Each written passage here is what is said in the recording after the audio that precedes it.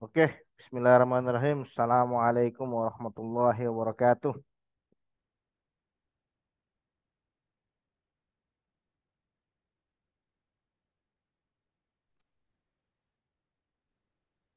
Oke, sambil menunggu teman-teman yang lain untuk bergabung ya, mungkin kita bisa langsung mulai saja untuk webinar kita di malam hari ini ya, karena di sini sudah menunjukkan jam 8:15 ya. Eh, eh, Nanti tolong dibantu ya teman-teman untuk di follow up ke grup ya. Dibantu follow up ke grup biar teman-teman yang lain juga bisa segera join di sesi webinar kita di malam hari ini ya. Eh, jadi alhamdulillah eh, ini merupakan webinar perdana kita ya untuk klub ya, komunitas Linux User Group Indonesia ya. Jadi ini webinar pertama kita untuk Januari ya 2024 ya. Jadi webinar perdana kita untuk tahun 2024 ya, setelah kita lama vakum ya karena kesibukan masing-masing. Jadi alhamdulillah kita bisa bertemu lagi di malam hari ini untuk bisa saling sharing ya, saling berbagi pengetahuan kepada teman-teman ya. Dan saya harapkan untuk kegiatan kita ke depannya ini nanti bisa konsisten ya, bisa terus terlaksana sehingga eh, ke sehingga komunitas pengguna Linux ini aktif gitu. Karena kita sering membuat kegiatan ya. Eh, jadi topik kita di malam hari ini ya tidak berat-berat ya, kita santai ya. Kita akan membahas terkait apa namanya, fundamental Python ya. Bagaimana menggunakan Python. Kemudian kalau sempat juga waktunya nanti kita coba lihat terkait bagaimana menggunakan Python untuk studi kasus tertentu ya. Misalkan untuk melakukan scraping suatu web ya, atau melakukan pengolahan data science ya, dan lain sebagainya ya. Jadi ini ada baru ya, ya. Jadi saya mungkin bisa langsung share screen ya.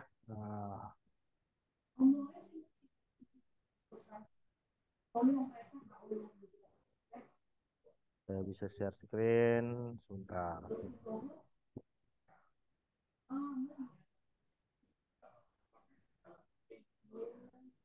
Bisa dilihat ya screennya teman-teman ya.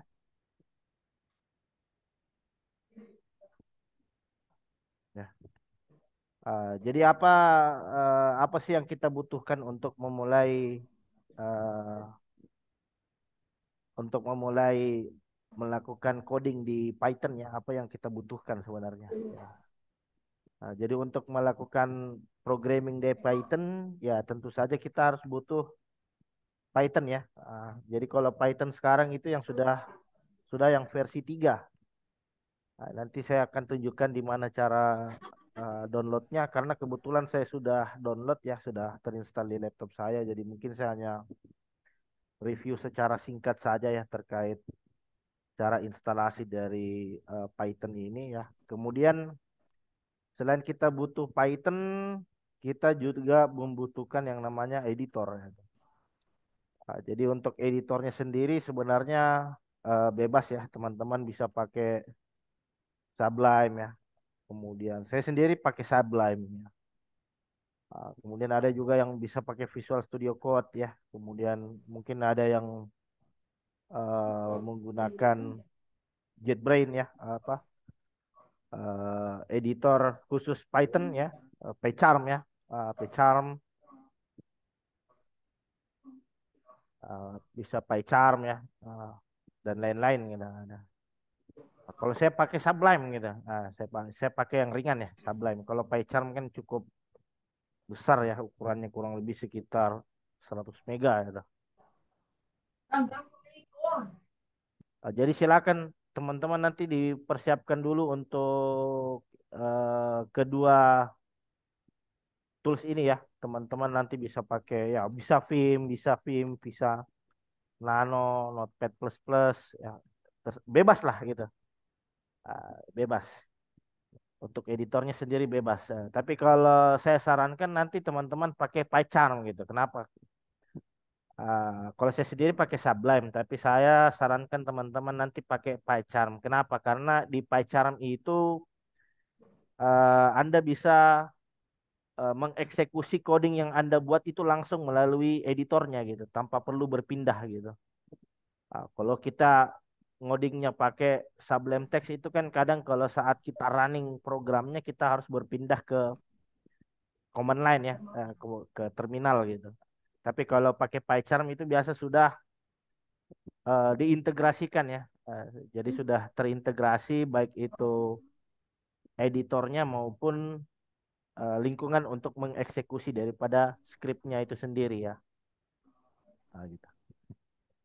Jadi silakan nanti pakai Python dan untuk referensi sendiri ya. Kalau saya sendiri belajarnya itu ada beberapa situs referensi belajar Python ya. Kalau saya untuk mudahnya ya, kalau teman-teman yang baru belajar menggunakan Python yang mudahnya itu teman-teman bisa pakai W3 School itu.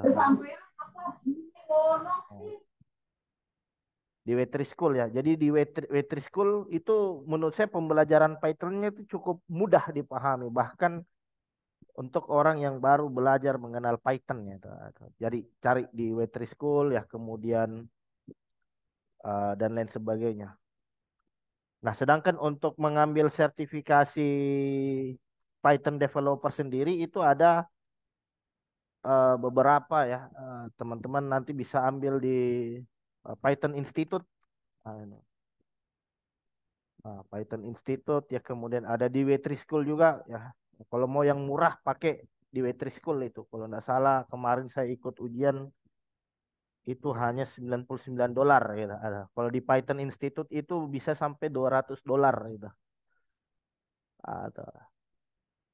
Jadi kalau saya jadi ada tingkatannya, ada tingkatan sertifikasi di Python. Jadi yang pertama itu yang associate, terus yang profesional dan seterusnya. Jadi ada tingkatan. Jadi ambil dari yang associate dulu gitu. Jadi kalau sudah tuntas di associate, baru naik lagi di tingkat berikutnya, gitu kan. Nah, jadi sebentar saya coba perlihatkan uh, untuk link download dari uh, Python-nya itu sendiri ya, sebentar. Saya enter screen aja. Ini. Jadi untuk download Python-nya sendiri Anda bisa di sini ya. Python 3 gitu. Jadi di sini uh, Python ORG download, terus nanti tinggal download yang the latest version ya. Ini untuk yang versi terbaru gitu. Ah, jadi versi yang terbaru saat ini itu sudah menggunakan versi 3.12 ya, titik satu ini. Ah, jadi silakan nanti Anda download, tapi di sini saya tidak akan menunjukkan itu karena saya sudah download ya. Saya sudah download, saya sudah install Python-nya, jadi silakan ya. Dan referensi terkait cara instalasi Python ini menurut saya banyak ya dan mudah untuk diikuti ya. Jadi tapi yang paling penting menurut saya saat Anda install Python itu Anda harus set environment-nya gitu. Kalau saya yang paling penting itu di set path-nya biar biar kita ndak mengkonfigurasi path-nya secara manual gitu. Nah, nggak apa-apa saya tunjukkan saja gitu. Biar biar enak gitu. Yang mana sih path-nya itu? Ah, Jadi kalau kita ndak mengkonfigurasi petnya, kadang kita harus konfigurasi secara manual di sistem variabel ya, di sistem environmentnya Windows gitu kan. Nah, ntar saya download dulu. Nah, jadi selain Anda mendownload daripada Python, Anda juga harus sudah mempersiapkan untuk editornya ya. Kalau editor bebas. Kalau saya sendiri pakai Sublime ya. Saya pakai Sublime. Deh, saya pakai Sublime. Jadi kan ini hanya eh, untuk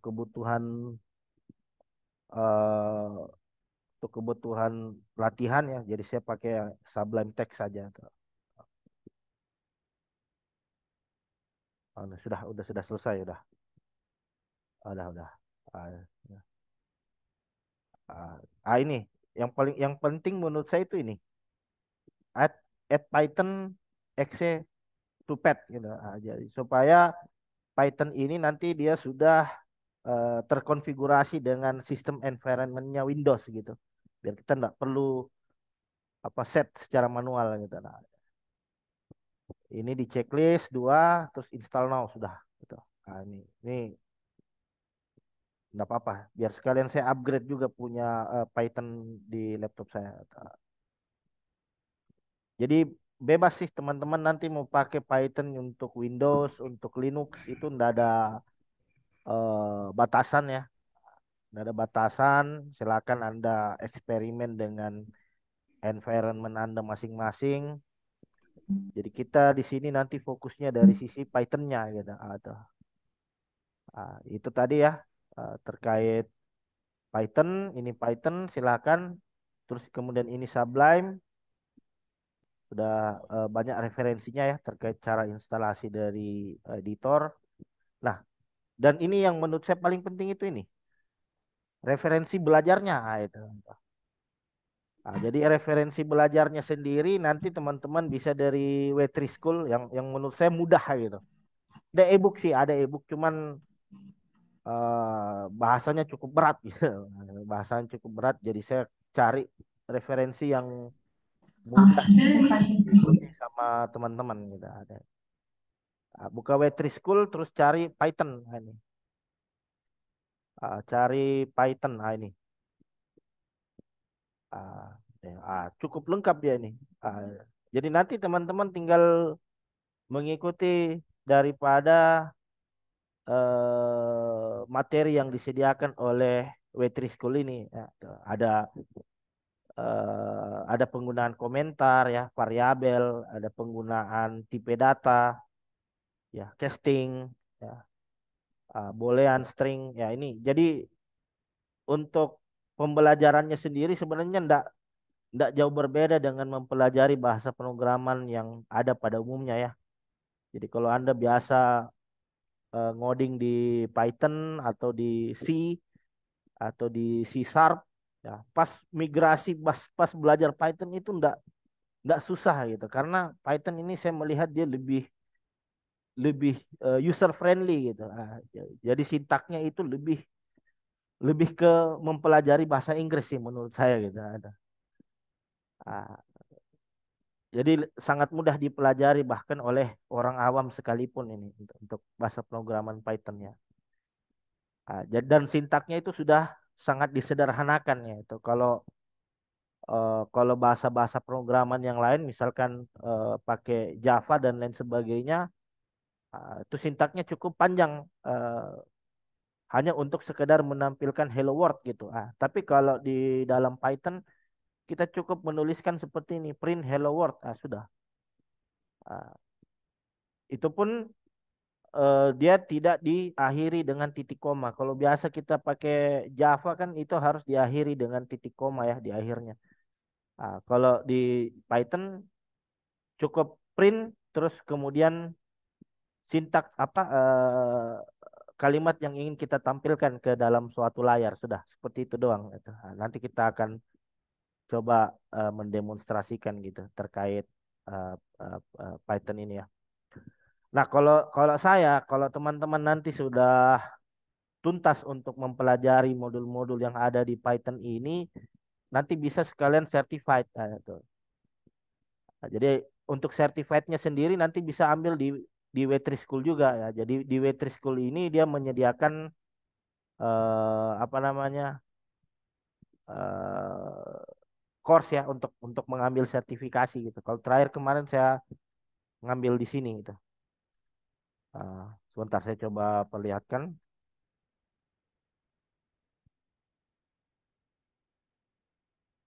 Ah, ini. Jadi ini dan menurut saya cukup worth it ya. Menurut saya certified-nya worth it ini untuk digunakan di industri lah. Tapi dia ini bukan certificate of kompetensi ya, tapi certificate of completion ya. Jadi nanti bisa untuk selanjutnya nanti bisa ambil certificate of kompetensinya gitu. Ini kemarin saya ambil Python. Ini,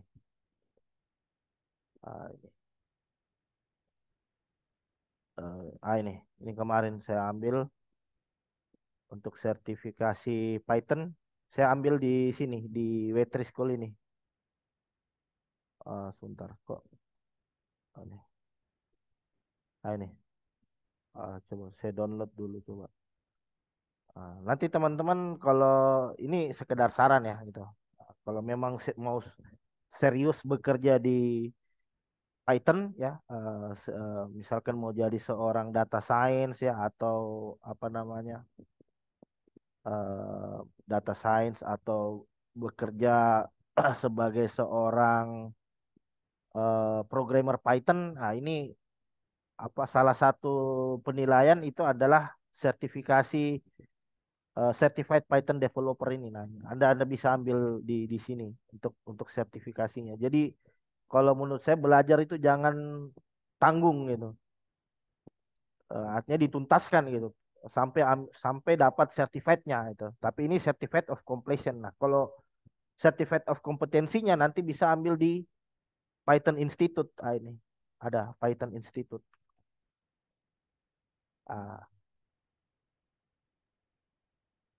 tapi untuk apply ke perusahaan, certificate of completion ini menurut saya sudah cukup sih, gitu. Karena sudah mengcover standar atau standar atau materi di dalam apa standarisasi yang digunakan di dalam industri lah, itu fungsinya, kemudian terkait penggunaan library, terkait penggunaan koneksi ke database dan lain sebagainya. Nah, ini.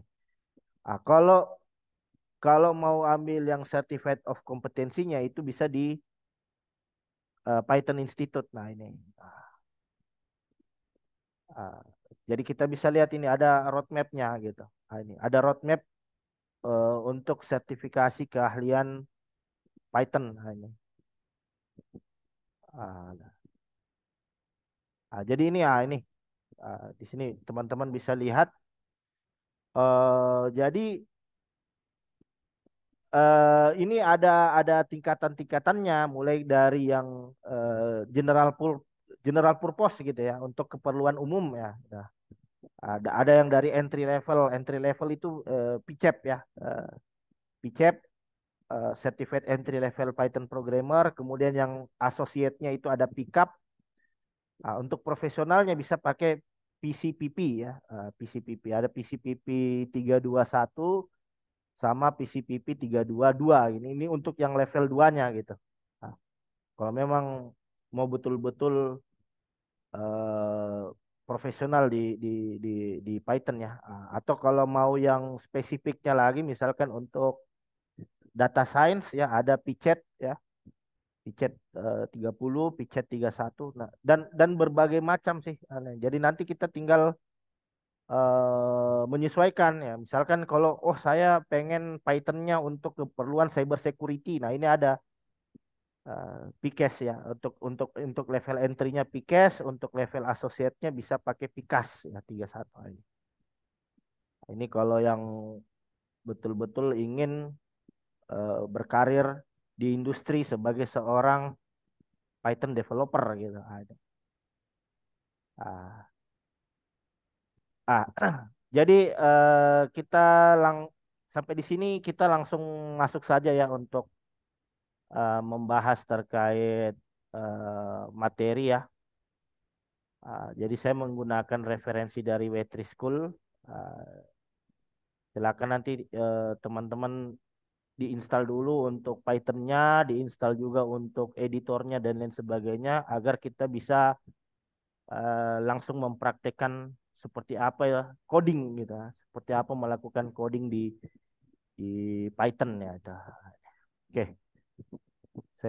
sampai sini ada pertanyaan dulu mungkin sebelum kita masuk materi. Ini peserta kok sedikit ya, 12 orang.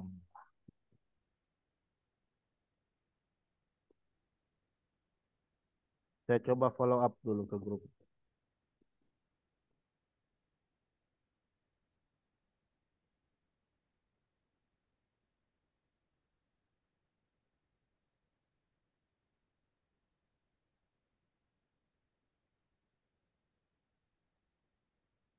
Oke, eh, mohon bantuannya ya teman-teman di follow up ke grup gitu biar biar kita bisa rame-rame gitu ya.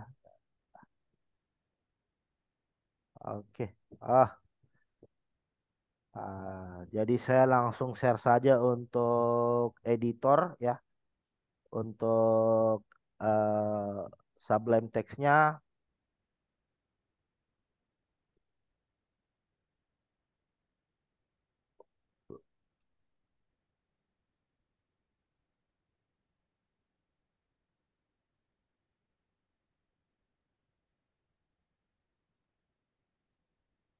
Oh, sebentar.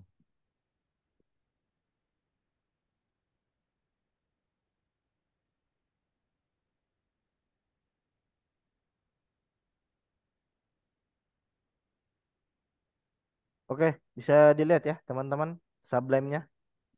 Halo.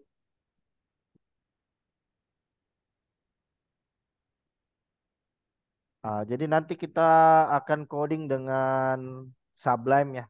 Jadi saya new file dulu. Saya bikin projectnya dulu lah. Biar enak kita bikin project dulu. Saya open folder. Saya bikin project dulu di desktop saja. Ah, di desktop saja itu namanya belajar Python. Nah ini latihan Python. Oke, select folder. Oke. Ah, ini. Jadi ini adalah oh, oke, oke, ya. Ah, jadi nanti kita akan coding ya di Python ini. Jadi saya kalau kalau saya biasa itu buat dua window sebenarnya sebentar.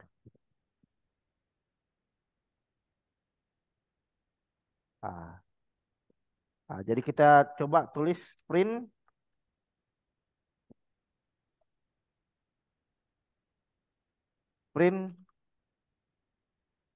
hello world. Gini. Sudah. Cuman gitu doang sih sebenarnya. Jadi tidak perlu ditutup dengan titik koma dia. Langsung seperti ini. Print hello world. Kita save dulu. Saya save-nya di desktop ya. Di desktop latihan Python lat1.py. Jadi dia menggunakan ekstensi .py. .py ini artinya Python ya. Ini artinya Python. Ini ekstensi file dari Python. Lat1.py save. Gitu. Jadi saya sudah save. Nah, untuk menjalankan Python-nya itu ya.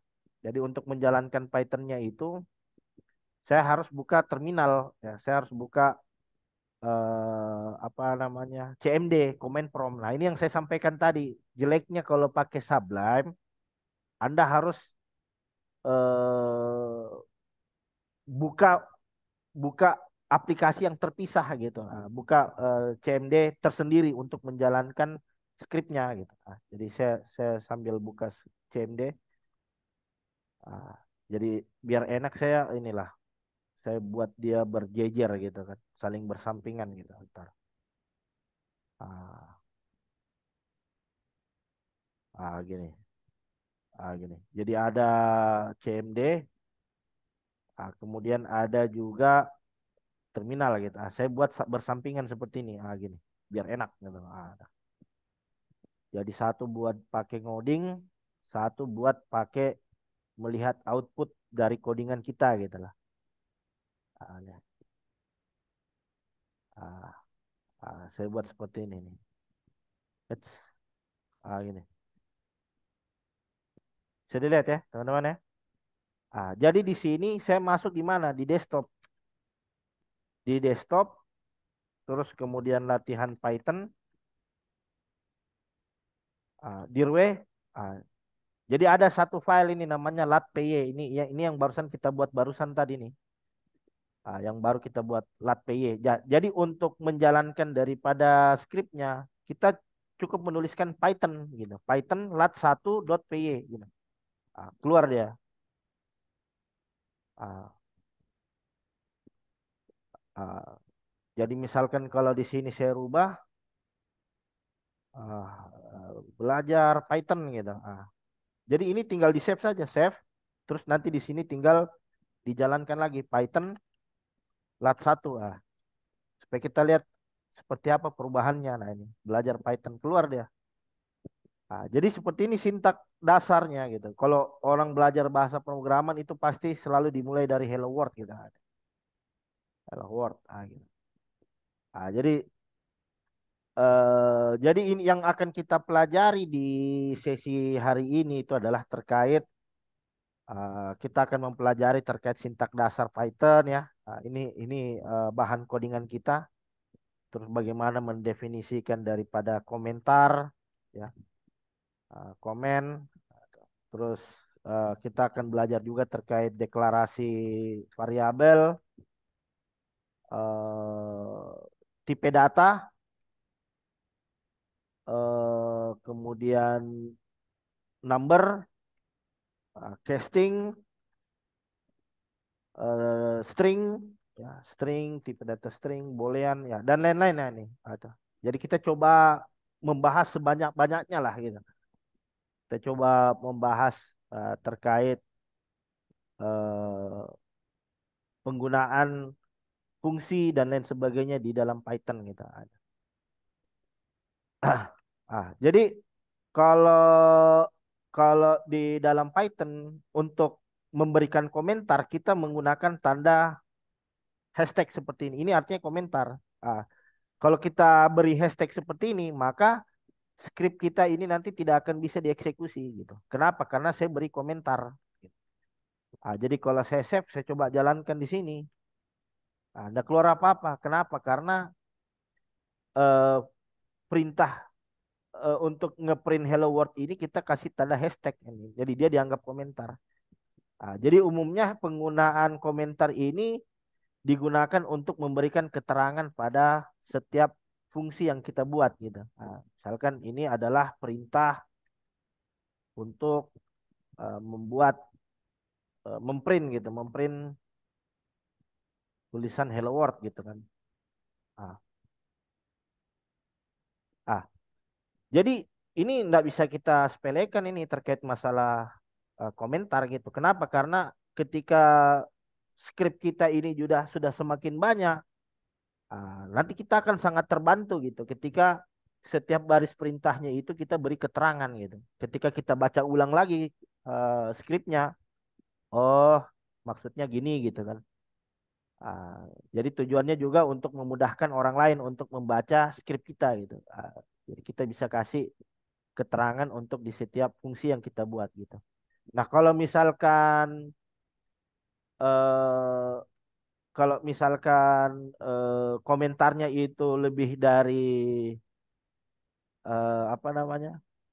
Kalau komentarnya itu ternyata lebih daripada satu baris, nah selain kita menggunakan hashtag, kita juga bisa menggunakan pendekatan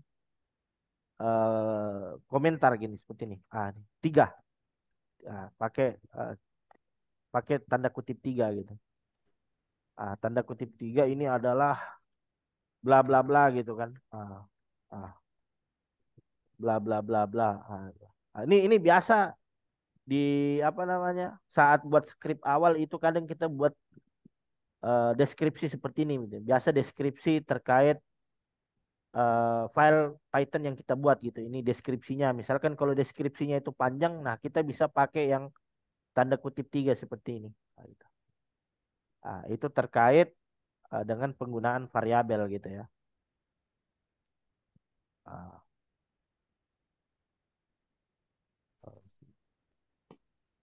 Ah, ini terkait dengan penggunaan variabel. Ah, terus kemudian terkait variabel gitu. Jadi berbeda ya, berbeda cara kita mendeklarasikan variabel di dalam Python gitu. Jadi cara membuat variabel di dalam Python itu kita cukup mendefinisikan langsung seperti ini. Misalkan X sama dengan 5. Saya buat variabel X sama dengan 5, Y sama dengan uh, kluk misalkan gitu. Nah, jadi kalau kalau Anda melakukan coding di bahasa pemrograman Python atau Anda mohon maaf di Java misalkan ya atau Anda ngoding di C# dan lain sebagainya. Jadi kita harus mendefinisikan secara eksplisit gitu terkait tipe data yang digunakan. Jadi kadang kita tulis integer X sama dengan 5 gitu kan. String Y sama dengan kluk gitu. Tuh. Kalau di Python nggak perlu kita tulis-tulis seperti itu, nggak perlu. Langsung tulis seperti ini saja. X sama dengan 5, Y sama dengan kluk. Kayak gini. Ini langsung dikenali. Oh ini adalah tipe datanya integer gitu. Ini adalah tipe datanya string gitu. Jadi ini adalah salah satu kelebihannya Python. Kita nggak perlu mendefinisikan tipe datanya gitu. Ya, kita cukup langsung menulis nama variabelnya kemudian nilainya gitu. Dan untuk tipe datanya sendiri itu nanti akan diset secara otomatis oleh Python gitu. Nah, jadi kalau kita coba eh, eh, kalau kita coba print ya, print misalkan saya print dulu print print X, print Y, kemudian saya print lagi untuk mengetahui tipenya gitu kan. Print type, ini eh, type tipenya. Saya ingin mengeluarkan tipenya. Tipe apa tipe data dari variabel X dan apa tipe data dari variabel Y gitu loh. Nah, nah, print type Y. Ada. Jadi ketika saya save di sini saya jalankan lagi Python Python latihan satu. Nih, keluar dia. Nih. Ini yang pertama ya, Hello World ya. Nih, ini yang Hello World. Jadi yang 5, yang angka 5 ini itu tipe datanya integer dan yang keluk ini itu dia tipe datanya adalah string. Ini. Ah, jadi ini dia apa namanya? Salah satu kelebihan dari Python. Dia dia bisa mengenali secara otomatis itu tipe data yang digunakan oleh suatu variabel tertentu ya. Nah, jadi misalkan Pak kalau di Python bisa enggak misalkan kalau kita pakai kutip satu gitu. Ah, Kira-kira gimana kalau kutip satu? Kita print variabel Z, kemudian kita print juga untuk nilai dari Z gitu kan. Nah, ini kalau saya save print, sama ya. Jadi mau kutip dua atau mau kutip satu di dalam Python itu dianggap sama gitu. Jadi tidak ada bedanya ya. Tidak ada bedanya. Anda mau pakai kutip dua, Anda mau pakai kutip satu. Nah, jadi selain itu kita juga bisa definisikan misalkan variabel X, Y, Z. Ini misalkan kalau Q sama dengan 3,0 lah ini. Ah, jadi kalau kita merefresh kembali ya, kalau kita merefresh kembali ingatan kita terkait tipe data, itu kan ada tipe data integer ya, ya, dan ada tipe data float gitu. Ah, Float, string, ah, boolean, dan lain-lain ya, etc gitu. Ada. Jadi kalau Kalau tipe data integer itu Ya. adalah tipe data bilangan bulat ya. Ya, jadi integer itu bilangan bulat. Ya. Sedangkan jika Anda menggunakan apa namanya? Jika Anda menggunakan float ya berarti itu merupakan suatu bilangan pecahan gitu kan. Jadi ada angka di belakang koma gitu. Itu dianggap sebagai float kalau di dalam Python gitu. Ah, jadi kalau kita tulisnya seperti ini tidak ada angka di belakang koma ini nanti secara otomatis dianggap sebagai tipe data integer gitu. Jadi, tapi misalkan kalau ternyata di situ ada angka setelah koma ya setelah tanda titik ini berarti dia adalah tipe data float. Itu kita coba pembuktian saja. Print Q, nih. Print Q. Terus di sini kita print type Q. Gini. Ini. Jadi kalau kita coba jalankan ya, saya CLS dulu lah. Python lat 1 ya, Ah, otomatis dia ini kalau yang angka 5 ini dia tetap integer kan. Kalau 3,0 ini dianggap sebagai suatu tipe data float. Kluk string, belajar Python juga string. Itu. Ah, jadi seperti itu dia cara kalau kalau misalkan Anda mau apa namanya? Kalau mau secara eksplisit misalkan, Pak, kalau saya mau secara eksplisit boleh enggak? Mau saya definisikan langsung tipe datanya boleh. Integer 5 gitu, boleh integer 5. Jadi ini kalau seperti ini artinya kita tentukan tipe datanya gitu kan. Kalau kita definisikan seperti ini, kita tentukan kita set tipe datanya dia oh integer. Kalau ini kita tentukan juga float. Nah, maka maka dia nanti akan menggunakan tipe data yang kita definisikan gitu. Ini 5 ya, tipe data integer float. Jadi kalau kita coba lihat sama, tidak ada perubahan gitu. Tapi kalau beda halnya misalkan kalau saya tukar di sini jadi float, di sini jadi integer. Maka nanti dia akan otomatis dikonversi berdasarkan tipe data yang kita definisikan gitu. Ini integer kan? 5 ini integer, tapi kalau saya kasih float berarti nanti akan ada angka di belakang koma gitu. Ini float, tapi ketika saya integer maka angkanya ini nanti akan dibulatkan gitu.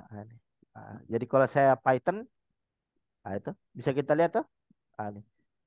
Di sini 5, tapi di sini keluarnya 5,0 karena kita set dia jadi float. Gitu. Kalau di sini yang 3,0 dia jadinya 3 karena saya set untuk dia menggunakan tipe data integer gitu.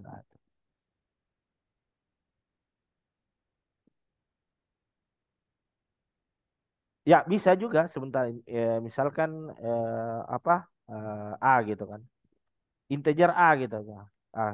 Integer A sama dengan 20 misalkan. Nah, kita cek saja gitu.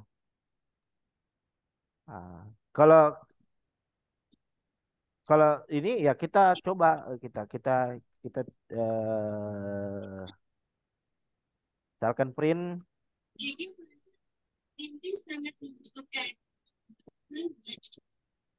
eh, ya kita coba Python tidak bisa. Jadi dia tidak eh, dia tidak bisa menggunakan cara pendefinisian tipe data seperti itu gitu. Ini tertolak gitu. Invalid syntax. Jadi cara mendefinisikan tipe datanya tidak seperti itu. Ya, cara mendefinisikan tipe datanya tadi ya ini seperti ini. A sama dengan integer 20 sudah gitu. Baru keluar dia. Ah.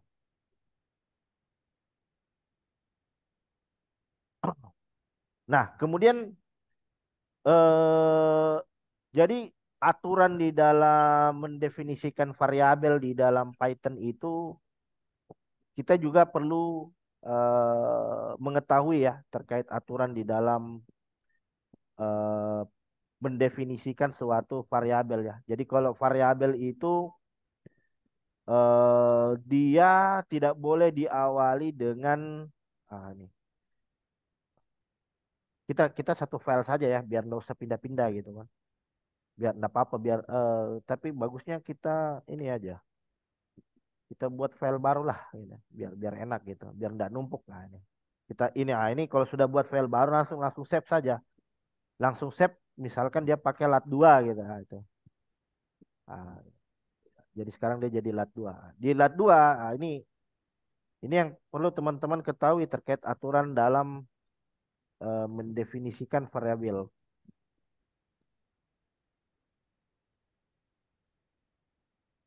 Nah, jadi aturannya itu pertama ya variabel itu harus berisi sebuah letter gitu. Harus dimulai dari letter atau underscore gitu kan. Ada. Kemudian variabel juga itu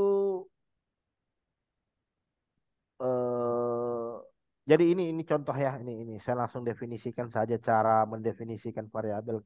Cara mendefinisikan variabel bisa seperti ini langsung. Misalkan clock ini boleh ya. Ini boleh. Terus yang boleh juga seperti ini. Pakai apa namanya? Underscore ya.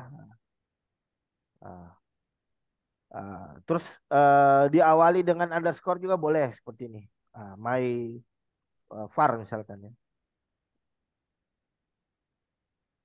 Ini juga boleh. Terus pakai aturan camel case juga boleh. Camel case itu misalkan kalau dia terdiri dari dua kata dipisahkan dengan huruf kapital di awalnya gitu kan. My var ini. My var. Ini juga boleh gitu. Cara pendefinisiannya. Eh, ah, Oh, pakai sudah mulai-mulai. Berapa pakai usia? Ini pakai mulai-mulai kapital gitu. semua juga boleh, boleh pakai kapital semua boleh. Diakhiri Jadi, dengan angka boleh. Ini yang boleh. Ini yang boleh. Ini cara mendefinisikan variabel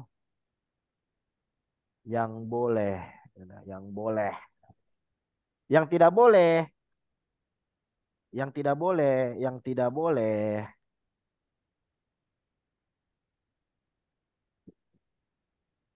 Yang tidak boleh kalau dia itu diawali dengan angka dulu di awal, terus kita tulis my var. Kita coba lihat saja sebentar. Kira-kira dieksekusi enggak gitu. Sekalipun tidak, sekalipun dia tetap dieksekusi ya, kalau menurut saya, setahu saya ya, aturan di dalam programming di mana-mana itu enggak dibolehkan gitu. Kalau kalau variabel itu dimulai dari angka gitu. Terus variabel juga tidak boleh dipisahkan oleh strip seperti ini. Ini bukan underscore namanya, ini strip ya. Kurang gitu. My var. Sama variabel itu tidak boleh berpisah gitu. My var. Ah, ini artinya apa ini? Ini artinya variabel my itu nilainya kluk dan variabel var itu nilainya kluk. Itu. Nah, ini dianggap dua variabel kalau seperti ini tuh. Jadi ini beberapa aturan yang tidak diperbolehkan gitu. Nah, kalau kita coba print,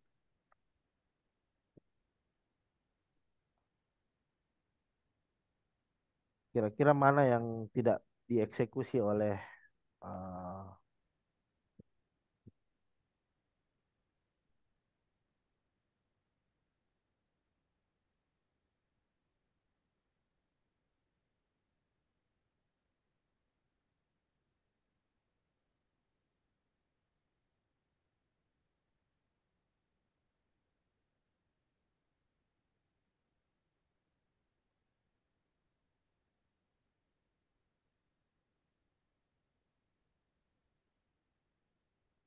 oke, ini kita kasih tanda ini dulu lah, ini.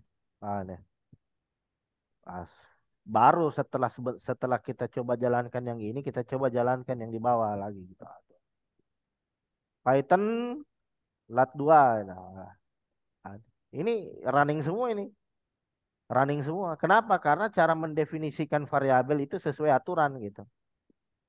Kalau yang tidak sesuai aturan ya sekalipun dia running ya itu sudah tidak sesuai dengan kaidah dalam programming. Ya, coba kita Python lat 2.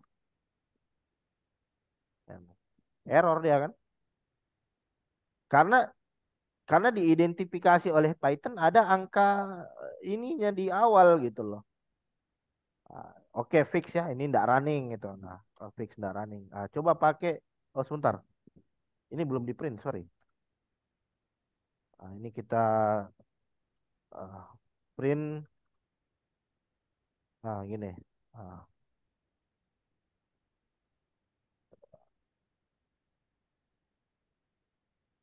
itu tetap saja enggak bisa kan? Sekalipun saya sudah definisikan, saya coba print di bawah enggak bisa gitu. Ini fix, ini enggak bisa fix ya, enggak bisa. Pakai cara dua. Nih. Kira-kira kalau seperti ini masih dieksekusi apa enggak ini?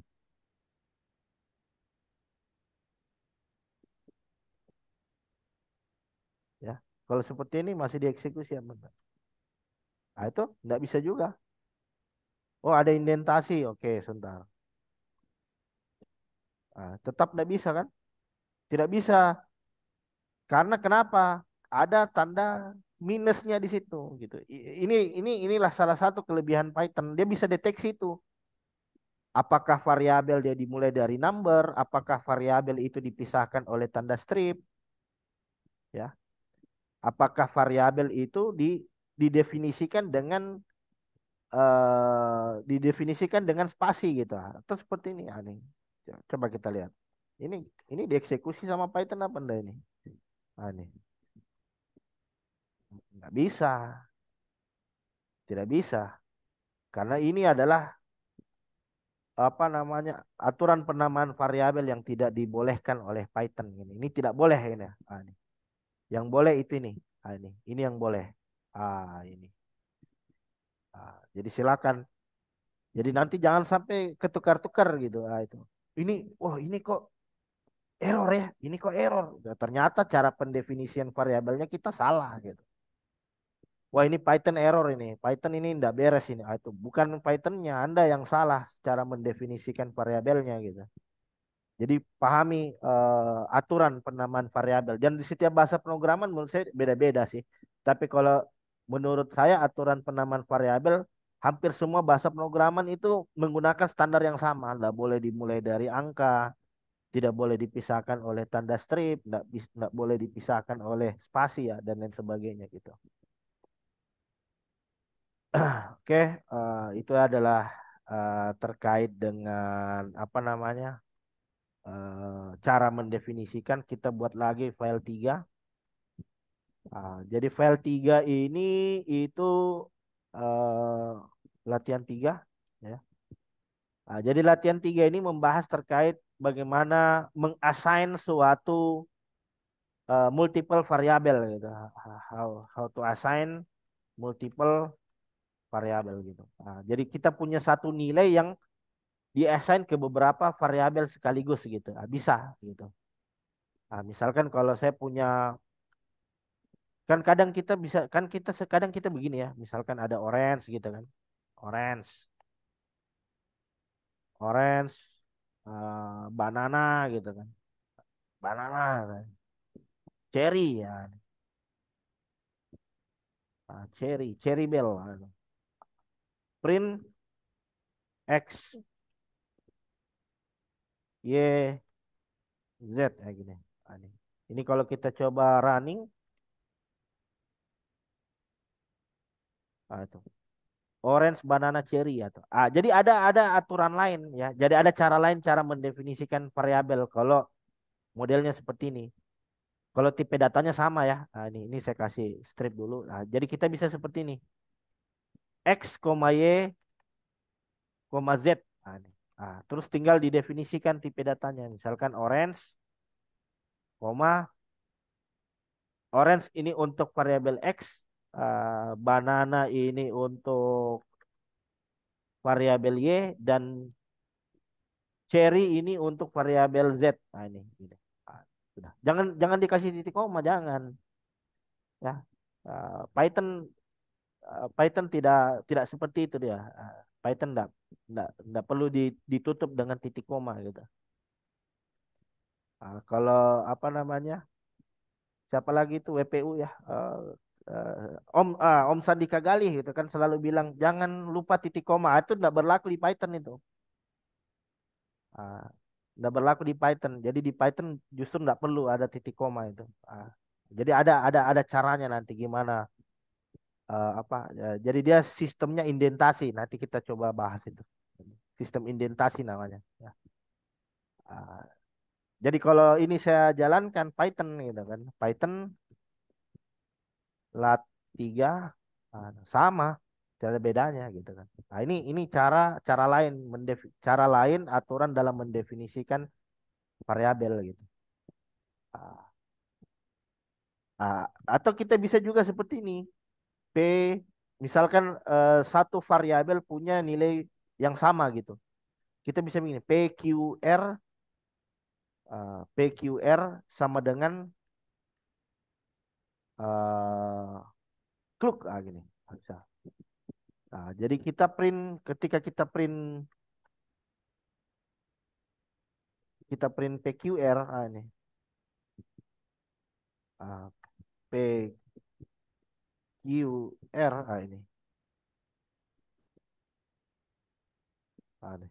Ah, dia akan mengeluarkan kluk ini variabel P kita kasih nilai kluk, variabel Q kita kasih nilai kluk, variabel R kita kasih nilai kluk gitu. Jadi kalau kita print PQR sudah dia langsung akan mengeluarkan masing-masing nilai gitu kan. Masing-masing nilai. ah Kemudian selain itu ada juga cara seperti ini. Misalkan kita punya ini contoh ya ini. Jadi kalau di bahasa pemrograman umumnya kan kita kenal dengan array ya. Kalau di Python itu namanya list, gitu. List. Kalau kita biasa pakai array, jadi kita bisa tulis seperti ini.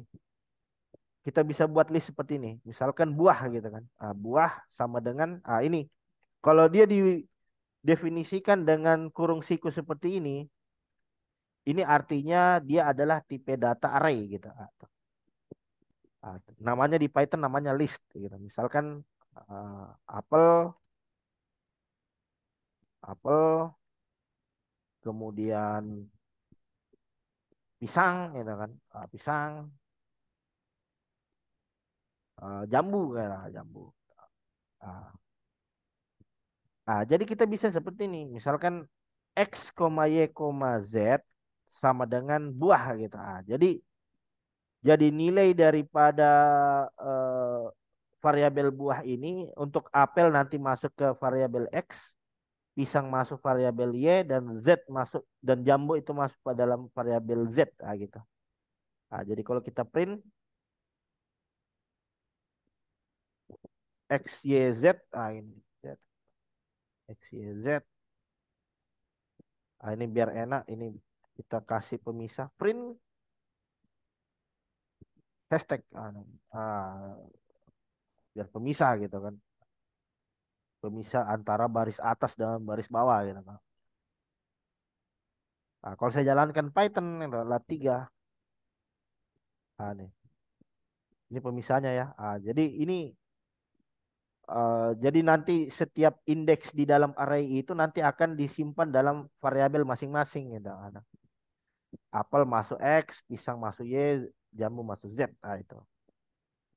Itu cara mendefinisikan daripada eh, mendefinisikan daripada variabel ya. Ini namanya assign multiple variabel gitu kan. Ah, Nah, kita juga bisa begini. Kita juga bisa seperti ini. Misalkan ini kan print X, Y, Z ya. Nih. Jadi saya bisa langsung seperti ini. Print, ini saya kasih hashtag seperti ini. Komentar print X, Y, Z. Ini. Jadi Ini artinya kita langsung ngeprint nilai daripada ketiga variabel ini x, y, z atau x orange dan y banana dan z cherry atau print PQR itu PQR bisa juga seperti ini. Jadi dalam fungsi print itu nanti dia bisa terdiri dari beberapa variabel di dalam gitu. Ada. Kalau saya uh, Python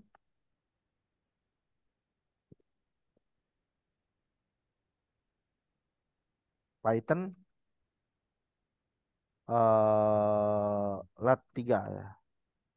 Nah, itu. Langsung orange, banana, cherry. Kluk kluk kluk gitu. Ya. Jadi bisa bisa juga dengan cara seperti itu gitu kan.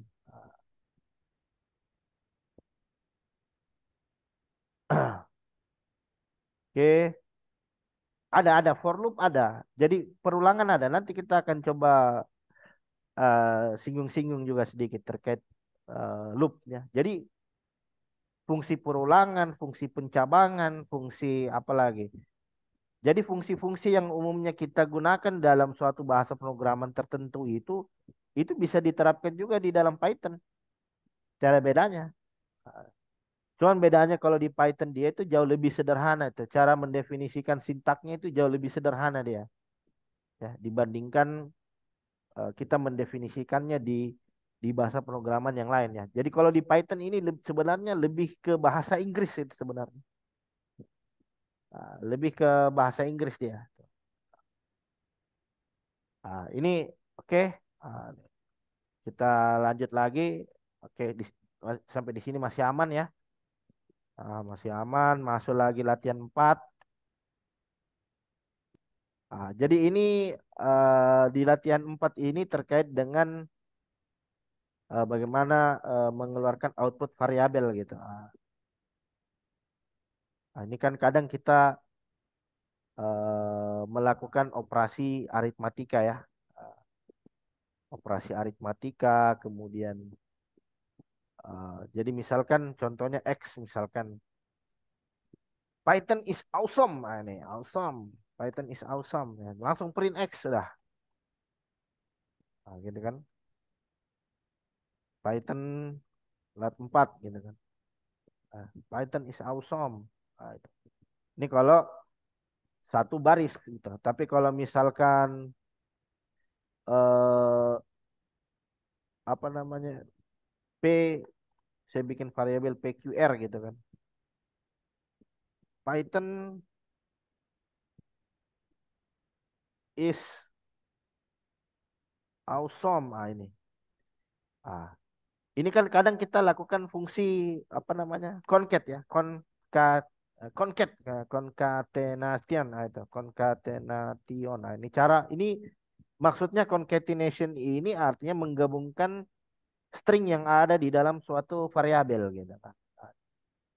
Nah, kita bisa seperti ini, ada beberapa pendekatan gitu. Kita bisa langsung ya PQR gini, ah, Python, ah, Python is awesome gitu. Atau kita bisa seperti ini, print dipisahkan oleh tanda plus gitu, plus P plus Q plus R gitu.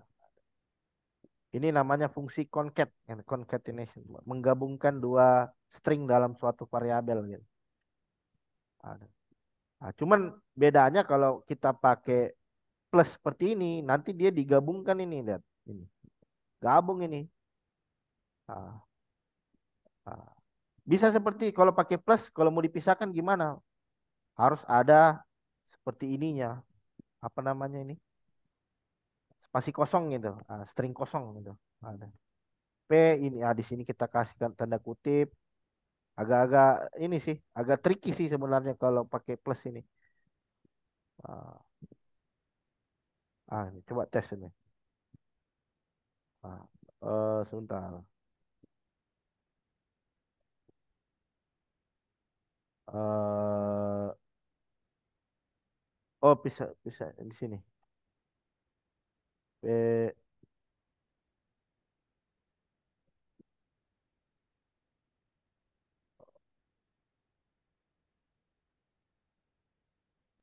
eh ini di sininya yang kita pisahkan, sorry. Di sininya. Ini. Ini harus spasi di sini. Di sini yang kita kasih spasi di sini. Ini. Kita kasih spasi di variabelnya gitu kan. Nah, kalau itu baru ada jarak gitu. Tapi kalau mau dia dikasih jarak otomatis ya pemisahnya pakai koma gitu kan. Nah, tapi kalau begini ya pakai pendekatan yang di bawah ini langsung digabung ini. Nah itu langsung digabung. Gitu. Ah, nah, misalkan kadang kita concat juga, misalkan kalau ini ini X 5 gitu kan. Y 10. Nah, itu. Print X plus Y itu. Nah, ini kalau biasa kita apa namanya? Untuk melakukan proses penjumlahan gitu. 15 gitu. Ah. Tapi kalau misalkan satu integer satu string gimana? Kalau satu saya kasih string gimana? Error. Gitu, error. Kenapa? Karena tidak bisa dilakukan operasi aritmatika ini. Kalau satu dia pakai tipe string, satu dia pakai integer. Jadi caranya gimana kalau begitu, Pak? Kalau begitu caranya, ini kita konversi. Nah, kita casting dulu berarti dia. Ah, di sini string, pas di sini masuk kita integer gini. Ini. Ini. Jadi ini kan sebelumnya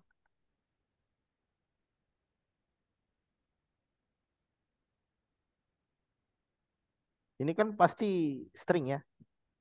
Ini kan pasti string. Cuman pada saat dia masuk ke sini, yang angka 10 ini kita rubah lagi dia jadi integer gitu. Coba tes saja. Itu. Nah, padahal padahal dia di awal string lah. Ini string di awal. Dia dikenali string. Tapi karena pada saat proses penjumlahannya kita rubah lagi dia jadi integer gitu. Jadi cara akalinnya seperti itu. Tapi kalau misalkan dua-duanya string gini gimana? Kalau dua-duanya string gimana? Ini hasilnya nanti akan seperti 5, 10. 5 ini string ini. Ini string ini string dari variabel X, ini string dari variabel 10. Kalau kita cek tipe datanya, pasti tipe datanya adalah string dia ini. Kedua-duanya string. Gitu. Jadi kalau mau dioperasi ya harus tipe data integer dia. Baru dijumlahkan ini 5 tambah 10. Ah, ah. Misalkan kalau tes gitu kan. Ini coba tes. Error, nggak bisa. Jadi dia harus integer-integer atau string-string gitu. Karena di sini ada operasi aritmatika di sini, ada operasi penjumlahan. Jadi kita harus casting dulu. Itu namanya casting. Casting itu artinya merubah dari satu tipe data ke tipe data yang lain gitu. Nah, itu namanya casting ya. Casting itu misalkan seperti ini tadi contohnya. Ini ini integer,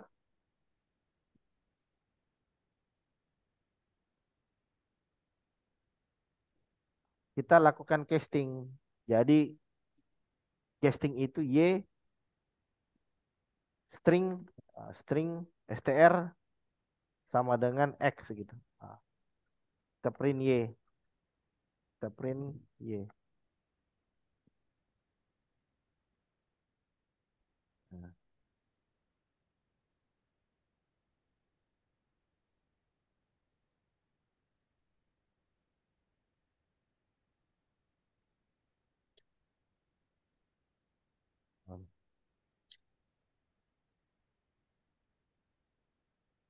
Python lat 4.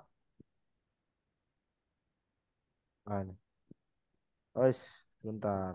Ini kurang, kurang tanda kutipnya ini. Ini. Kurang kurang penutup kurungnya kurang. Nah, itu. Ini. X ini 5, tipe datanya integer. Di sini tipe data dia masih integer.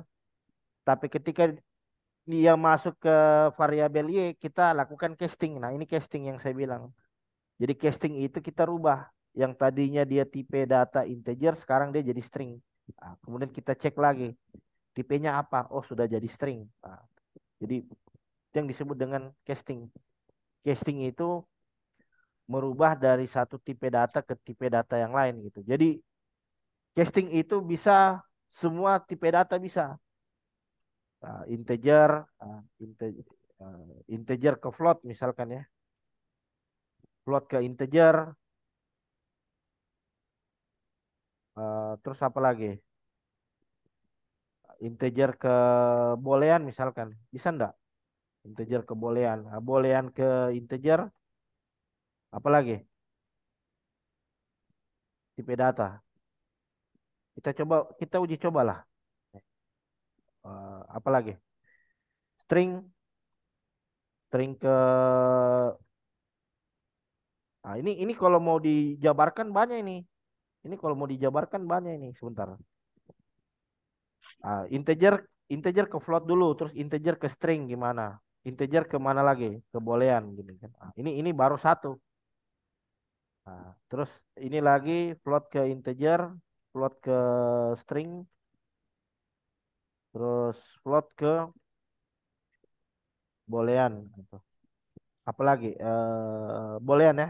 Ah, string ya ini, string dulu. String ke integer, string ke mana lagi? Float, string ke string ke mana? Ke boolean. Terakhir boolean. Jadi tipe data di Python itu cuma 4 saja ini. Sudah 4 saja. Integer, float, string, boolean. Sudah itu 4 saja. Itu. Kalau kalau di bahasa programan yang lain kan ada tipe data modern gitu kan. Ada tipe data primitif, ada tipe data modern. Nah, itu. Tapi kalau di Python sudah tidak ada. Pokoknya kombinasi dari duanya itu kedua-duanya. Nah, jadi hanya ada 4 integer, float, string, boolean. Sudah itu. Itu saja.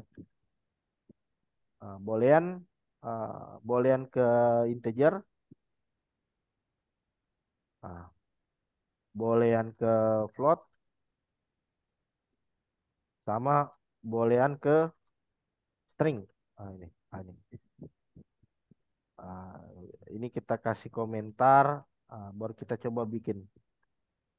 Kita tes-tes gitu, tes-tes.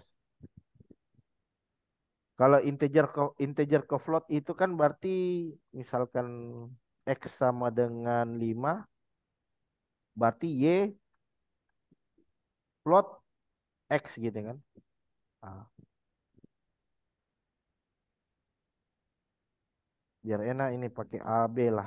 Ini, kalau soalnya banyak variabel yang kita butuh ini, jadi ini untuk eh ini untuk integer ke string. Sebentar, saya biar enak saya copy paste dulu semua masing-masing gitu.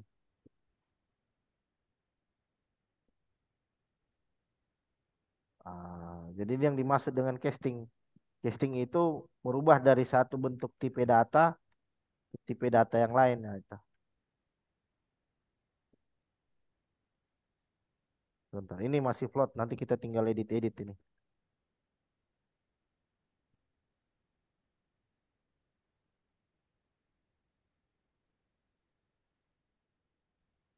Tuh. Berarti ini oke ini A B C D E F G H I J K L I J K L MN OP QR ini QR ST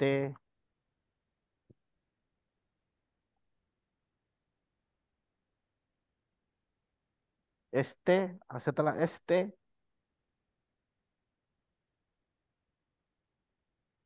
eh, wah kok saya lupa abjad ya. ST setelah T apa? U ya. UV WX gitu. Ini. Ah, biar enak ini. Ini yang di atas kita kasih mati saja dulu. Ini yang di atas kita kasih mati. Set. Ini. Ini A. Ini string sesuaikan lah. Ini integer ke float, ini integer ke string, ini integer ke boolean. Ini bol. Ini float ke integer. Berarti kan kalau float itu ini ya, seperti ini. Ah, Nah, ini. pencet nih. Halo.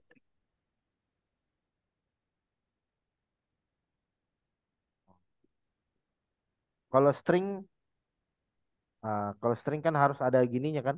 Misalkan string satu gitu, harus ada. Ah, ini true, true. Misalkan true, true, true. Ini true. Ah, tapi kok tidak ini ya, sebentar. Wah, ini harus ini. Eh, Kayaknya harus kapital ini awalnya nih. Ini. Sebentar, kita coba ini dulu. Ini integer ke float. Ini integer float. Oke. Ini integer C, ini C, berarti ini E, ini G, ini I, ini K, ini M, O, P, Q, oh sorry, Q, S, U, W. Gini. Ini kita perbaiki dulu. Ini integer ke float. Oke, ini integer kan seperti ini ke float. Integer ke boolean. Oke. Ini string ya. Integer ke string belum ya? Oh, sudah. Integer float, integer string. Oke. Integer ke boolean. Oke. Float, float ke integer.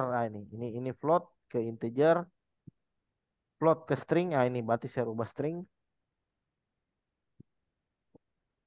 Float ke boolean, string ke integer. Bisa enggak dia ini? String ke float. Oke, sudah. String ke boolean. Ini. Boolean true ke integer. True ke integer. Float ya. Boolean ke float true. Ini true ke float. Oke, ini boolean ke string true ke string. Ini. Ini. Ah, Sekarang tinggal kita print masing-masing. Ini print B. Oke. Tinggal copy di bawah-bawah. Ini D. Kita lihat seperti seperti apa kalau kita coba lakukan casting gitu. Ke setiap IP datanya gitu kan. A, I, sorry. J. Ini J. J, L, M, N, P, R,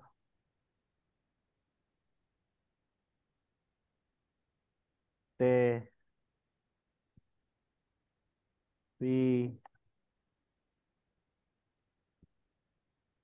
X. Ini. Coba kita coba cek. Kita save. CLS Python lat4.py. Ini. Work ya. Work. Sebentar. Ini. Yang pertama ini. Yang pertama ini integer ke float. Work ya. Jadi 5 ini jadi 5,0 kalau saya konversi ke float. Yang kedua, 5 saya konversi ke string. Berarti ini tipe datanya string ini. Nih. Jadi biar enak begini. Ah, aduh, biar biar ini seharusnya ada type-nya. Ini.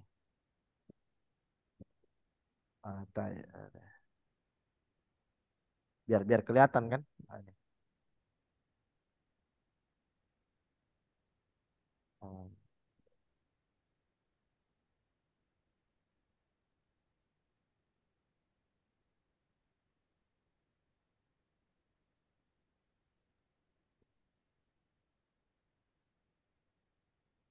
Ini casting ini banyak kita jumpai saat kita ngolah data gitu. Ada data tipe data tertentu dia pakai mau kita rubah. Nah, ini kita harus paham ini cara castingnya nih. Cara rubah tipe datanya. Ini biasa kalau kita ngolah datasheet misalkan, oh datasheetnya pakai tipe data tertentu misalkan mau dirubah gitu tipe datanya gitu biar bisa di apa namanya? Biar bisa kita lakukan komputasi misalkan ya. Itu kan harus kita konversi dulu dia ada ke tipe data tertentu kan misalkan ke float atau ke integer misalkan tadinya string misalkan. Oke. Berarti kita harus paham ini cara melakukan casting ini.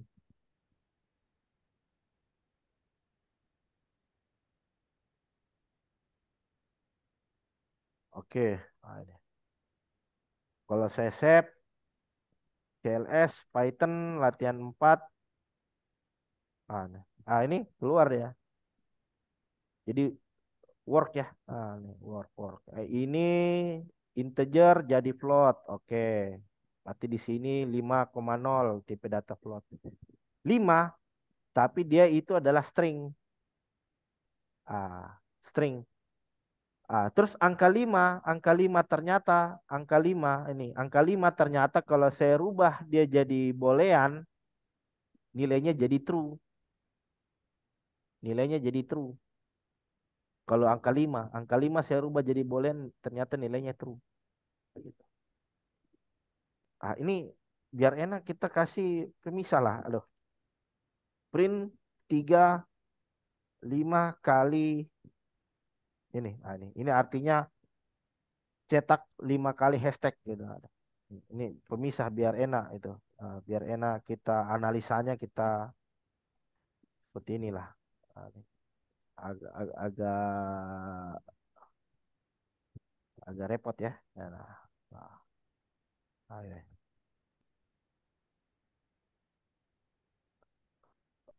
Oh sebentar. Aduh, ini harusnya begini. Duh,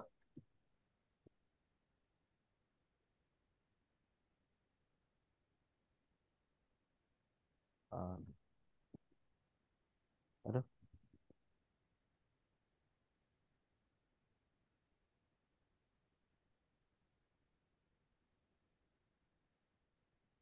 Ini cuma buat pemisah doang ini. Nggak penting sebenarnya. Tapi memudahkan untuk mengidentifikasi. Itu. Ini kalau ada tanda seperti ini nanti pemisah ini. Ini kolom. Ini kita lihat. Kalau 5 kita konversi ke float dia jadinya 5,0. Kalau 5 kita ke string dia tetap 5 tapi tipe datanya string. Kalau 5 kita rubah ke boolean dia jadi true. Nah, kalau yang kedua tadi apa? Yang kedua float ya. Jadi float 5,0 di sini 5,0 kita konversi jadi integer. Jadi 5 integer. Kalau float 5 titik kita rubah ke string. Nih.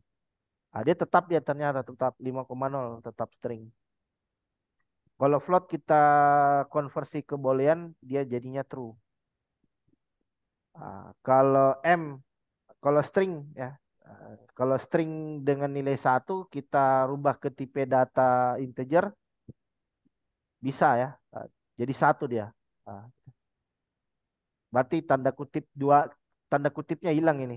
Nih, ini tipe data string sekarang hilang ya jadi integer. Ah, String satu kita konversi ke tipe data float bisa juga ternyata 1,0. Ini. Ah, String kita rubah ke boolean jadi true. Jadi satu kalau ke boolean berarti true dia nilainya. Kalau true kita rubah ke integer jadi satu. Kalau true kita rubah ke float jadi 1,0. Wah, ini. Kalau true kita rubah ke string jadi true, tetap true tapi string dia itu. Berarti kalau saya misalkan rubah di sini jadi false, berarti apa nilainya? False misalkan.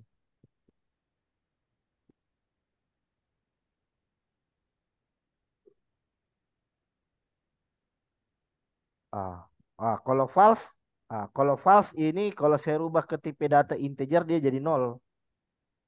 Kalau true satu, kalau integer, kalau nol ini integer. Gini. Ini yang kita sebut casting ini. Jadi kita rubah dari satu tipe data ke tipe data yang lain. Jadi misalkan kalau empat tipe data berarti kali 4 berarti ada 16 ya. Ada 16 cara mengkonversi dari satu tipe data ke tipe data lain. Ini. Ya, oke sampai sini ada pertanyaan dulu mungkin. Masih aman ya? Halo, masih aman ya?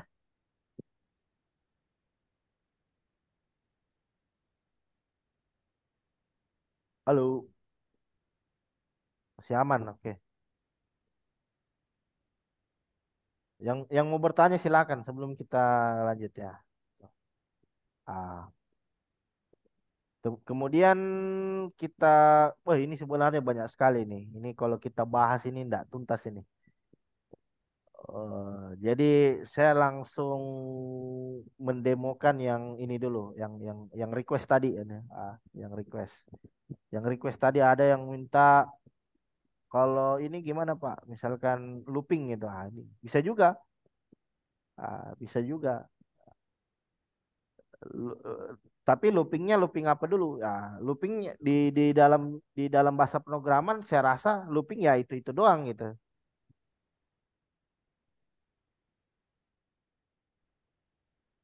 Ya, halo. Sorry, ini Python itu interpreter. Python itu interpreter.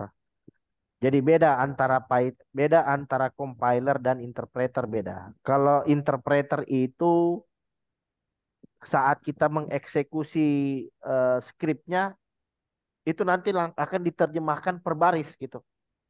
Per barisnya nanti akan langsung dieksekusi.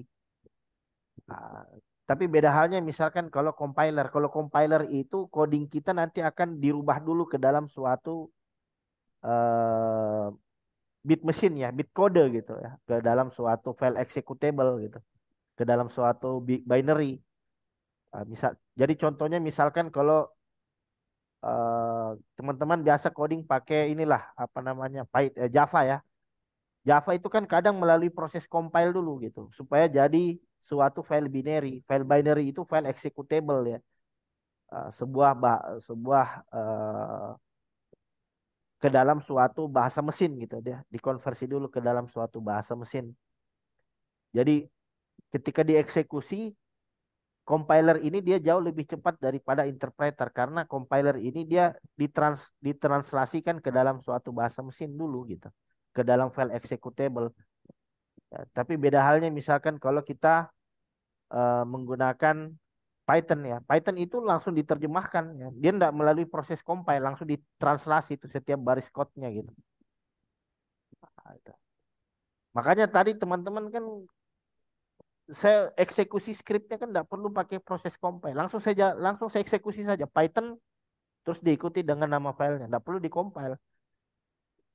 Nah, tapi beda halnya misalkan kalau teman-teman pakai Java. Java harus melalui proses compile dulu. Karena kenapa? Karena codingnya kita itu nanti akan dibuat ke dalam suatu file binary. Nah, ke dalam suatu bahasa mesin. Nah, gitu. Nah, tapi Python juga bisa di-compile. Python bisa di-compile.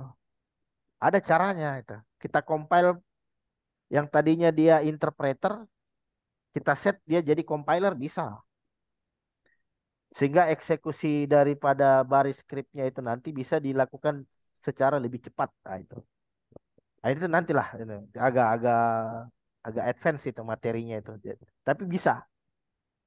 Saya bisa demokan itu. Bagaimana Python yang tadinya interpreter jadi compiler bisa. Jadi dia di script yang kita buat pakai bahasa programan Python, kita buat dia jadi file executable bisa. Bisa dipahami ya, Mas Angga ya? Halo, Mas Angga. Pertanyaan dari siapa tadi ini? Iya Pak, Oke, iya Pak, bisa dipahami Pak. oke. Saya lanjut dulu ini karena waktu ya di sini sudah. Jadi sebentar kalau waktu mencukupi, saya coba perlihatkan cara lakukan web scraping ya. Gitu. Misalkan ada web, kita pengen scrap gitu, ambil isi kontennya kemudian disimpan ke database, bisa, bisa pakai Python bisa. Ah, tapi jangan disalahgunakan buat nyuri kontennya orang, jangan. Kalau blogger itu tahu itu caranya itu web scraping namanya. Tuh. Ada artikel di websitenya orang kita scrape, kita curi, itu jangan tuh. Jadi makanya kalau lakukan scraping ke webnya orang itu harus tahu aturannya dulu gitu. Jangan langsung main scraping scraping gitu. Atau. Itu. Ini lah kita lanjut ya karena ini terbatas sekali waktu. Dan memang ini apa namanya ngoding bareng Python ini memang rencana akan saya buat bersesi dia itu ada sesi-sesi lanjutannya gitu jadi memang tidak hanya apa namanya dia tidak hanya satu pertemuan ini tapi dia berlanjut dia ini berlanjut nanti ini untuk apa untuk ngoding bareng Pythonnya ini ada jadi oke jadi kita saya save dulu ya ini namanya latihan 5 ya latihan 5 eh jadi di latihan 5 ini sebentar. Jadi di latihan 5 saya contohkan eh contoh penggunaan looping ya, looping for ya. Looping ada for, ada looping while, ada. Ah, jadi contoh penggunaan looping for itu seperti ini. Kita looping for dulu. Misalkan saya punya tipe data ya, suatu tipe data tertentu, misalkan buah sama dengan buah. Ini saya copy saja nih daripada saya capek-capek ngetik. Ini. Eh, ini. Ah, ada apel, pisang, jambu gitu. Jadi cara loopingnya pakai for itu mudah saja. For x in buah. Itu. For x in buah. Terus kita tinggal looping print x. Ini yang harus teman-teman perhatikan. Kalau di dalam Python itu dia indentasi sangat menentukan seperti ini. Kalau ada indentasi seperti ini, artinya fungsi print ini itu ada di dalam kalang for gini. Biasa kan kadang kita begini gini ya. For integer i sama dengan x. For integer i. Uh, ah, ya yang jelasnya seperti inilah ini. Ah. Ini kan biasa pakai begini toh. Pakai begini kan. Apa namanya ini? Apa namanya nih curly bracket apa bahasa Indonesianya apa itu Kalau kalau di dalam Python nggak pakai seperti ini, dia tidak pakai begini, nggak perlu pakai seperti ini. Dia langsung didefinisikan pakai titik dua. Tapi yang paling penting itu isi di dalamnya gitu. Isi di dalamnya harus pakai indentasi seperti ini. Karena kalau tidak pakai indentasi pasti error. Saya coba jalankan ya. Python lat 5. Keluar kan? Pisang, apel, pisang, jambu. Tapi kalau seperti ini, artinya mepet dia kan? Mepet. Error. Ini. Errornya kenapa? Padahal skripnya sudah benar. Nah, indentasinya ini. Jadi nanti itu kadang kalau kita ngoding Python sudah banyak skripnya itu, ini indentasi ini perlu diperhatikan itu. Kalau tidak diperhatikan masalah indentasi itu tidak jalan itu programnya error. Jadi setiap kita bikin perulangan for fungsi itu dia harus masuk ini, indentasinya harus masuk ke dalam seperti ini. Kalau kita jalankan ah, baru, oh ini sorry, ini tadi saya salah ini. Ah, itu atau expected indented block, itu harus ada indentasinya. Berarti kalau errornya seperti ini, berarti fungsinya harus kita tap seperti ini gitu, biar ada indentasinya. Ah, Kalau kita running, ini baru keluar lagi dia. Nah, ini eh,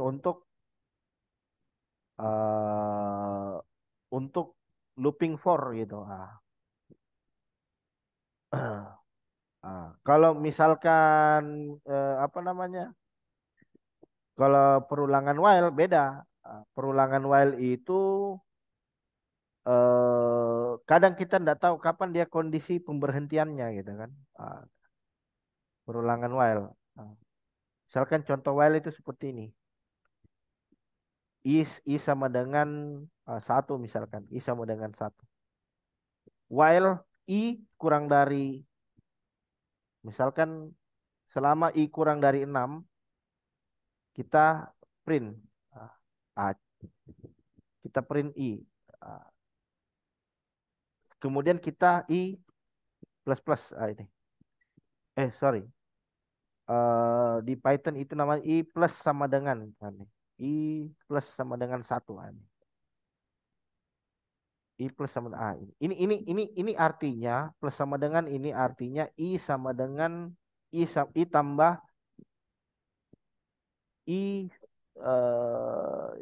I plus satu. Nah, ah, I ya I plus satu gitu, I plus plus lah gitu. Ya, di increment nilainya, di increment. Itu. Kalau saya print CLS Python latihan 5.py ada. Ada. Keluar dia 1 2 3 4 5. Ini hati-hati kalau mendefinisikan tipe data di dalam apa namanya, mendefinisikan tipe data di dalam, mohon maaf, mendefinisikan perulangan while ya, di dalam Python dan hampir semua bahasa pemrograman lainnya gitu. Itu kadang kita lupa begini nih, ini kita lupa. Apa yang terjadi kalau seperti ini?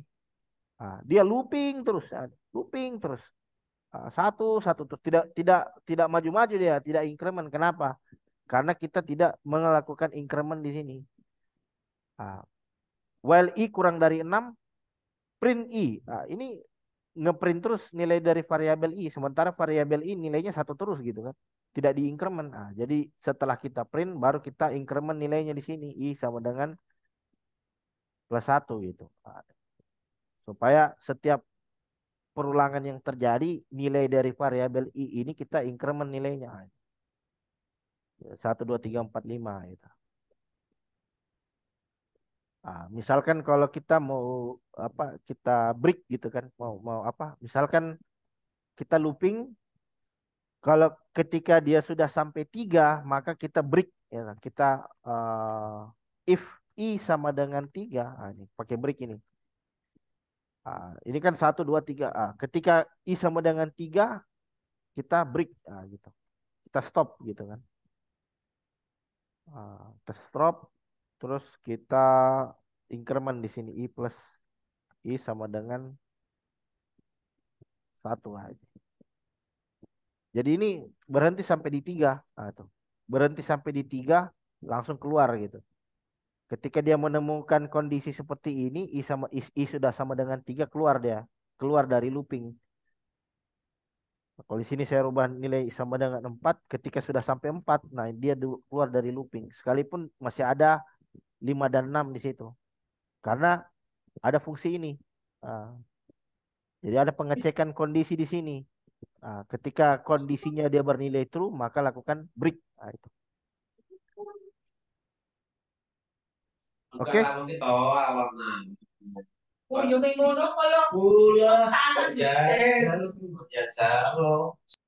Oke, silakan kalau ada yang mau bertanya dulu. Ah, di sini jam 9. Oke. 9.49. Silakan kalau ada pertanyaan. Jadi ini memang apa? Ini tidak tuntas satu pertemuan, Pak. Ini karena Python ini apa? Cukup luas lah menurut saya, cukup apa namanya? Cukup dalam kajiannya Python ini. Dan memang saya rasa webinar kita ini harus dibuat berlanjut gitu biar biar apa namanya?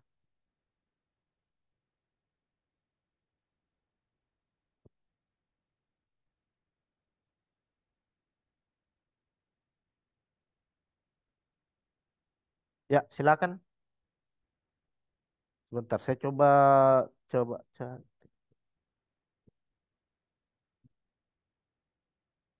Jadi ini Python powerful ya. Menurut saya ini powerful sekali Python ini. Kenapa? Karena kebutuhan industri ini apa cukup banyak ini apa kebutuhan industri untuk khususnya keahlian dalam penggunaan Python ya. Karena Python ini kan bisa buat data scientist bisa, untuk cyber security bisa, untuk computer vision, kemudian apa lagi? Untuk saya sendiri pakai Python buat cyber security bisa. Untuk pentest pakai Python bisa. Ada caranya itu ada. Eh, ada caranya bikin script untuk lakukan scanning misalkan. Nah, itu ada. Bisa dibuat pakai Python bisa. Untuk machine learning, jadi banyak sekali kebutuhannya Python ini. Jadi saya rasa teman-teman harus belajar Python gitu, ya. Harus belajar Python. Saya karena bukan apa sih kebutuhannya itu banyak. Saya sendiri itu kadang apa kebutuhan ngajar di industri untuk Python ini cukup banyak gitu karena memang mereka menggunakan Python ini untuk berbagai macam jenis pekerjaan mulai dari data scientist, machine learning, untuk apa namanya computer vision ya macam-macam lah gitu. Nah, namun tentu saja penguasaan fundamental harus kuat gitu. Kalau kalau fundamental tidak kuat, pas mau belajar data science itu langsung bisa saya pastikan langsung langsung bingung itu. Kenapa? Karena yang namanya proses belajar itu kita harus step by step ya, seperti anak tangga lah gitu kan. Kita harus selesai dulu dari satu anak tangga pertama, baru naik di anak tangga kedua. Ini kadang kita suka buru-buru gitu. Oh, karena lagi hype data science, atau langsung langsung belajar data science. Tapi fundamentalnya tidak kuat.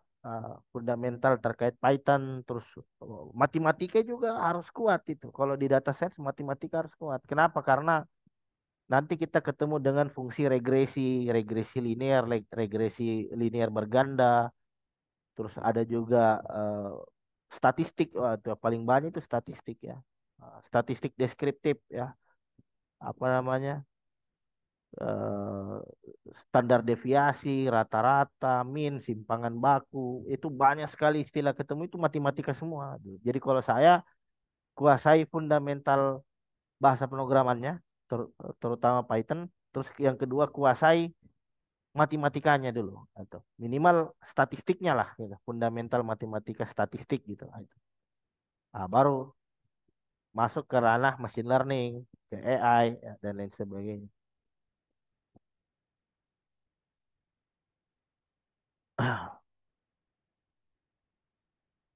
Sampai di sini ada pertanyaan mungkin, teman-teman?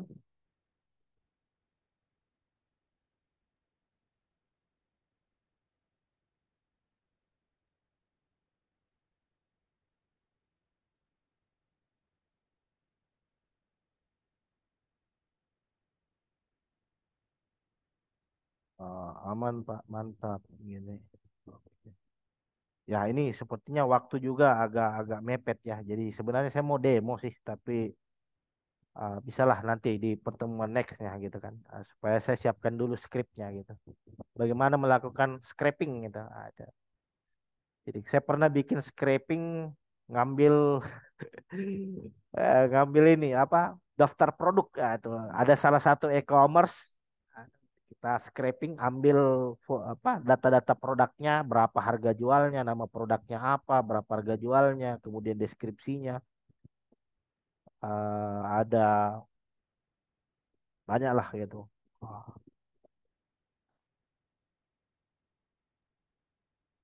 Bang, ada hubungannya nggak Python dan komputer kuantum? Ini saya nggak bisa jawab dulu ini, agak berat ini. Nah, nantilah kita yang slow-slow lah, yang slow-slow, yang eh apa namanya? eh tapi kalau Python itu di cloud computing, di computer vision itu terpakai sekali, ya, terpakai sekali saya. Terutama di cyber security itu Python itu terpakai sekali. Menurut saya terpakai. Jadi sekarang sudah tidak ada lagi itu kalau kalau berdasarkan pengalaman saya itu ngajar di industri itu sudah tidak ada lagi itu sekat-sekat antara oh ini anak TKJ, ini anak jaringan, ini anak programming, ini anak tidak ada itu rata semua. Sudah rata semua. Artinya baik itu kita dari baik baik itu kita dari networking ya, dari operating system dan lain sebagainya, keahlian programming itu wajib. Nah, itu. Jadi tidak bisa dilarikan yang namanya programming itu tidak bisa dilarikan. Pasti kita ketemu dengan yang namanya programming itu dan programming itu tetap harus kita hadapi sekalipun backgroundnya kita itu bukan dari programmer gitu. Nah, soalnya kan sekarang sudah ada SDN ya, software software defined network gitu kan. Ada untuk mengautomasi misalkan kita konfigurasi jaringan terus dengan jumlah yang banyak misalkan device-nya ada 100 200. Nah, bikin script saja.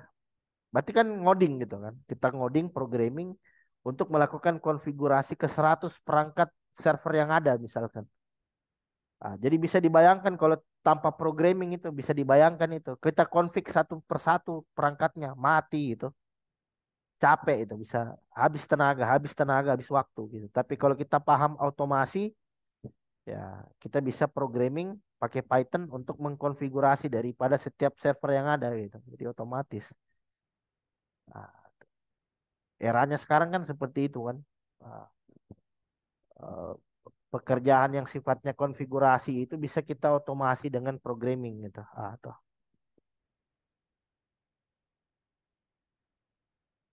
Oke, ada pertanyaan mungkin sampai di sini? Insyaallah next minggu depan kita lanjut ya. Ya, pakai Python ya. Eh, bisa pakai Python bisa. Ya.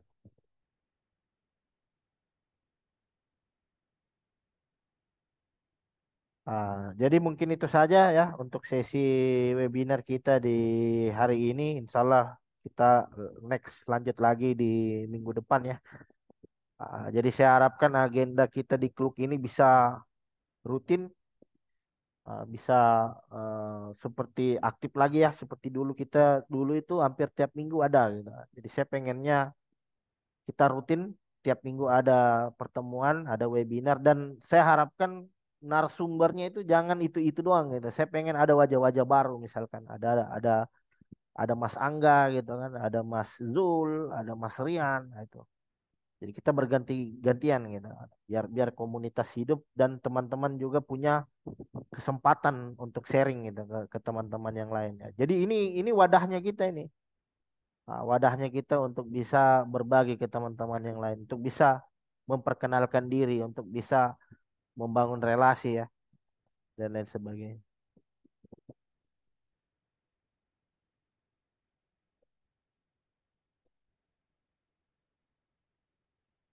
Oke, terima kasih. Apa ada pertanyaan di sini mungkin teman-teman?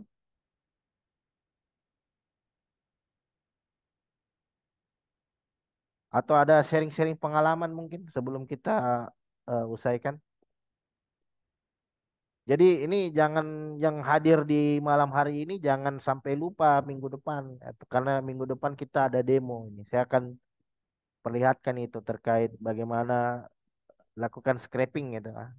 Lakukan scraping ke situs web atau mungkin bagaimana penerapan Python-nya ini di data science bagaimana untuk lakukan analisis data ya, untuk visualisasi data ya dan lain sebagainya. Dan Python dan misalkan kalau teman-teman yang backgroundnya dari IoT ya, di IoT ada yang namanya micro Python gitu. Jadi bisa kita programming itu mikro ya, microcontroller itu bisa kita programming pakai micro Python. Sintaknya sama, sama kayak yang kita pelajari tadi. Cuman dia berjalan di perangkat, cuman dia berjalan itu di perangkat ini apa namanya? Di perangkat embedded system ya, di perangkat mikro tuh. Jadi ESP32, ESP8266 itu bisa kita program pakai MicroPython bisa. Jadi penggunaan Python untuk di perangkat-perangkat elektronika IoT ya.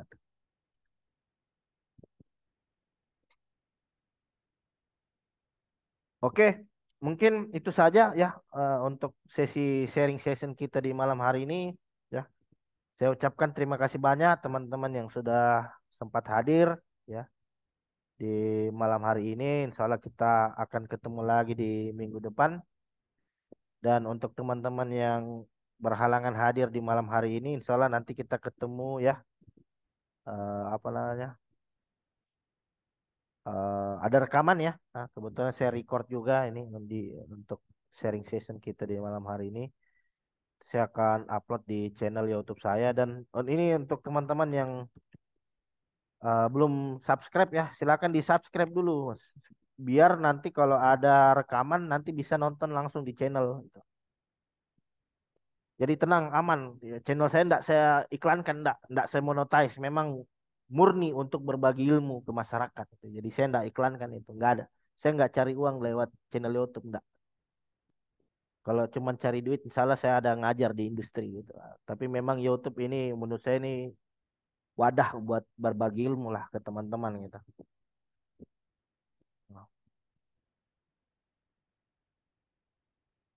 Oke, terima kasih banyak. Saya bisa tutup dengan ucapan alhamdulillah. Wabillahi taufiq wal hidayah. Wassalamualaikum warahmatullahi wabarakatuh. Waalaikumsalam Waalaikumsalam warahmatullahi warahmatullahi wabarakatuh. wabarakatuh. Terima kasih semua.